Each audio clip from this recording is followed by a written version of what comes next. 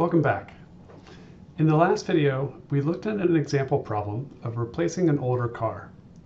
This is the problem here, so if you haven't watched the video recently, feel free to pause this one and catch up on the problem. Otherwise, let's keep it going. Let's keep it going. Let's keep it going. Thank you very much. Let's keep it going. Let's keep it going. The simple version of this problem asked us how many miles per year we need to drive in order to justify replacing the Civic with the Yaris. However, if we're looking at the problem, we can see that there are other parameters involved in our economic model that we use to solve it, and those may be uncertain as well. So we want to ask ourselves, what if we don't know the value for more than one? If that's the case, we have more than one unknown that we need to solve for, and we can express one of them in terms of the other. So in this particular example, we're looking out over 4 years. And as you can tell from the current outbreak, it's going to be hard to be able to predict exactly what the average gas price is going to be. So if we think about varying both the miles driven and the price of gas, let's think first intuitively, how is that going to change our problem? If gas, for example, is cheaper, that means that it's going to reduce the value of having better mileage because our price per mile of fuel is going to be smaller. So the difference between the 34 miles per gallon of the Yaris and the 30 miles per gallon of the Civic is less meaningful. On the other hand, if the gas price goes up, then the opposite is true, and it's going to be more valuable to have better mileage. So that's how we ought to think about this relationship, is that if the price of gas goes down, then the break-even miles driven should go up. So now we just go back to our present worth equation for each of the options and replace the price of gas with X. That's another unknown now. And so if we set these equal to each other to do our break-even analysis, then that means we can solve for y as a function of x, and this is what we ought to get. So take a moment, just make sure that you can do the algebra on this and come up with the same solution. Now that we've identified the relationship between the break-even mileage and the average gas price, we can plot this on a graph and use it for decision support. Here we have the break-even mileage on the y-axis expressed as a function of the average gas price over the next 4 years, with values ranging from $1 to $5. If we're thinking about making a decision based on this, we need to know if we end up in a future where we drive more or less miles than the break-even mileage, which decision is appropriate. So look at the graph and see if you can determine which region of the graph above or below the curve is associated with either keeping the Civic or replacing it with the Yaris. Okay, so here's the answer. If we think about it intuitively, we can say that for any given gas price, the benefit that we get from the Yaris is the fact that it has better mileage. And so that's how we determine the break-even mileage in the first place, is we have to think about what's the difference in the price per mile driven that we get from the fact that we have better mileage and a particular gas price. That says for every mile that we drive in the Yaris compared to the Civic, we are saving money. And so if we drive more miles, the Yaris becomes relatively more attractive than the Civic.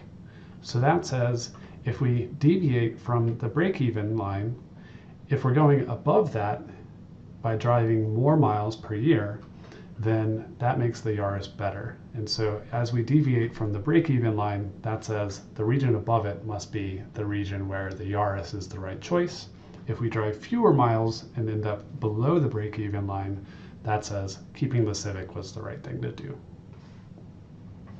In this example, we were able to calculate the break-even mileage explicitly using fairly straightforward algebra.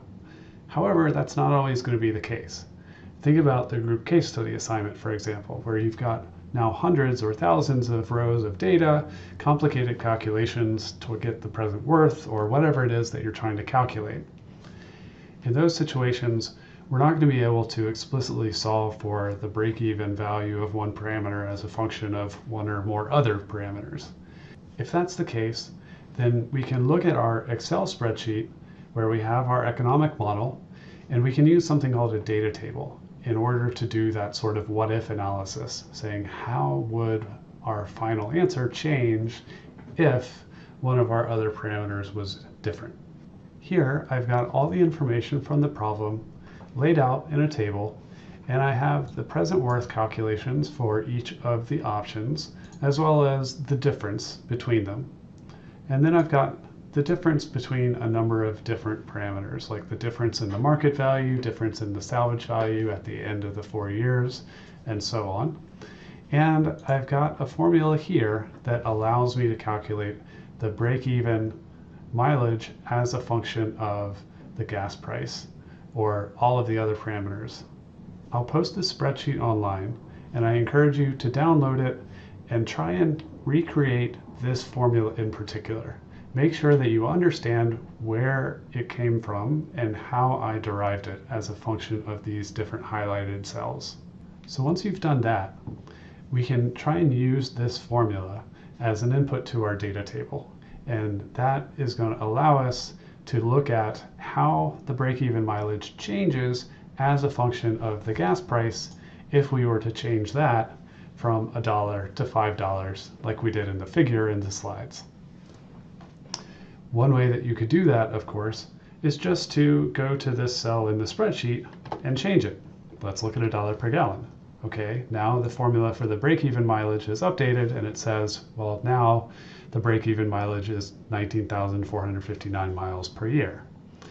So we could just go through the tedious exercise of changing this to lots of different values and recording how the mileage changes. However, there's an easier way to do that. What I'm going to do is over here, I'll just put a reference to my formula. You could either recreate the formula yourself or just put a reference to the cell where it's located. So now this is always going to match the formula or the cell where I'm calculating the break-even mileage. And then I'm going to put my gas prices that I want to test in this column next to it. Okay, so I want to go from $1 to $5. So I can just create that list. And now I'm going to highlight this whole block, and in the data menu, I can go to this what if analysis and say, I want to look at a data table.